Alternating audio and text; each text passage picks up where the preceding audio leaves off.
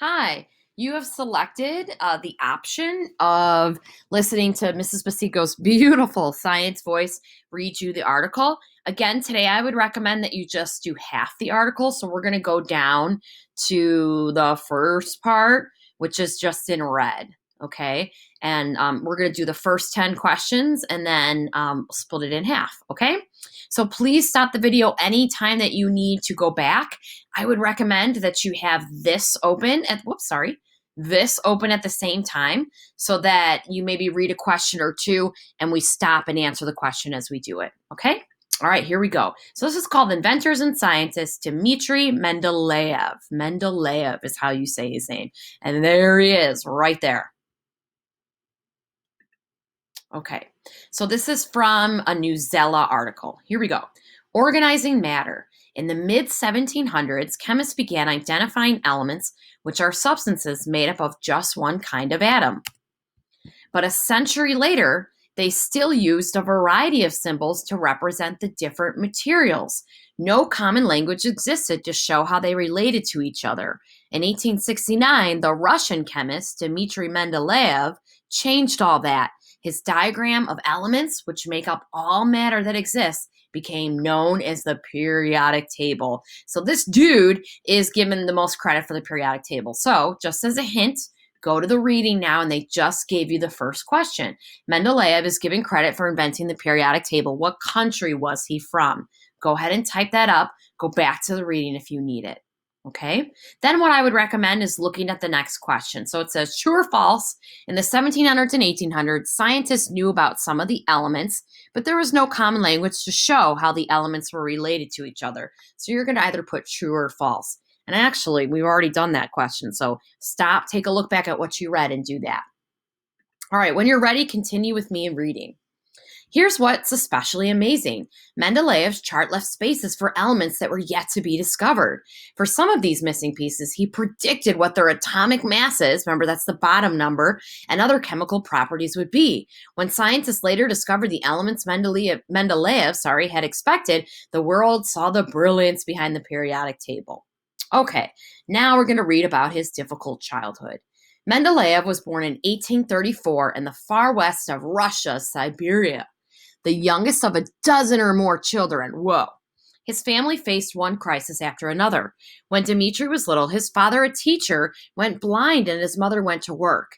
She became the manager of a glass factory. Tragedy struck again in 1848 when the factory burned down. The family faced poverty.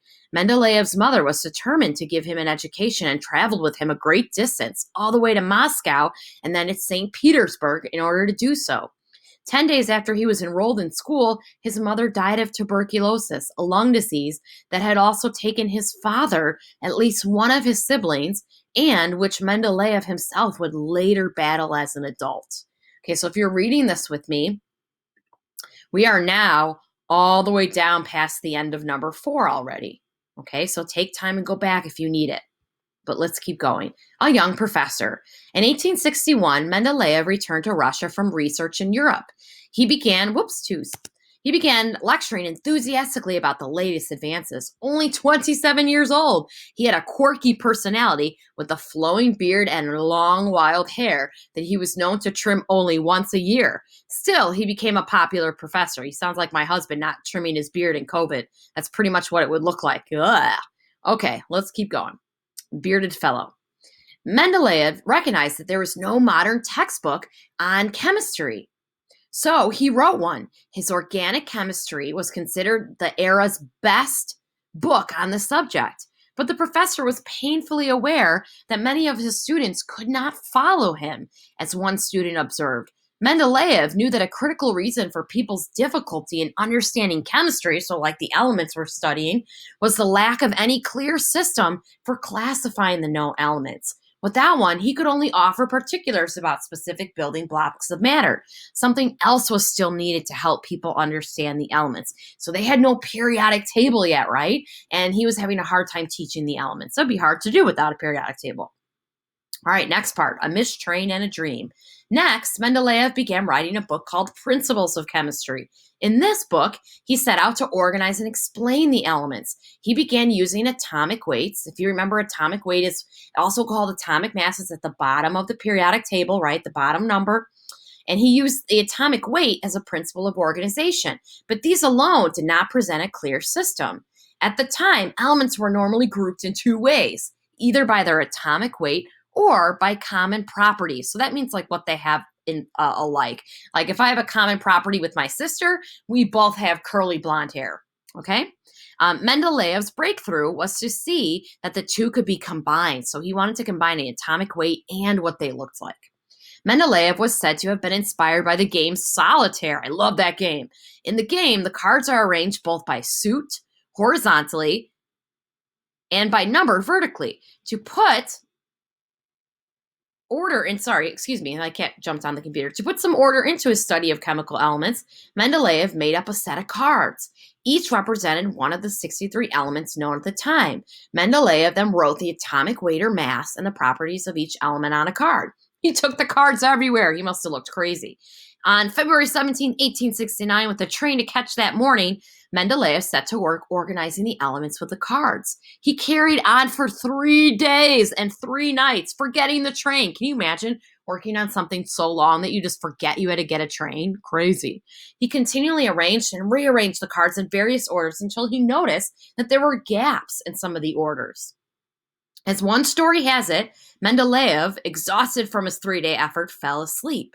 He later recalled, "I saw in a dream a table where all the elements fell into place as required. Awakening, I immediately wrote it down on a piece of paper." He named his discovery the periodic table of elements. While arranging these cards of atomic data, Mendeleev discovered what is called the periodic law. When Mendeleev arranged the elements in order of increasing atomic mass, so those numbers on the bottom, the properties were also repeated. Because the properties repeated themselves regularly or periodically on his chart, the system became known as the periodic table. Okay, so we're getting closer. We just have a little bit left to go. Put in order of increasing atomic number. In creating his table, Mendeleev did not completely follow the atomic mass like he was supposed to. He swapped some elements around. We now know that the elements in the periodic table are not all in atomic mass order. Although he was unaware of it, Mendeleev had actually placed the elements in order of atomic number. That's the number that's at the top, right? We know that now, that it's in order of atomic number. 1, 2, 3, 4, 5, 6, 7, that number at the top. This number represents the amount of positively charged protons in the atom. It's also the number of negatively charged electrons. Mendeleev went even further. He corrected the known atomic masses of some elements, and he used the patterns in his table to predict the properties of elements he thought must exist, but they had yet to be discovered. Crazy. Can you imagine knowing that there might be an element, but people haven't discovered it yet, but you kind of have an idea it might be out there? So he left blank spaces in his chart as placeholders to represent those unknown elements. Some elements like gallium, germanium, and scandium were all unknown in 1871, but Mendeleev left spaces for each and predicted what he thought their mass and properties would be. Within 15 years, the missing elements were discovered. Amazingly, they conformed to the basic characteristic Mendeleev had recorded.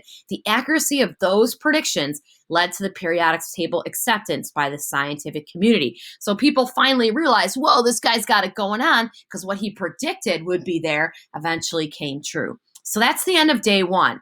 On your reading guide, you should be done all the way with number 10. Okay? You should be done and answer with number 10. It's up to you now whether you'd like to continue with part 2 and get it done or wait till Friday because we just read a lot. Okay? All right. Have a great day. See you soon.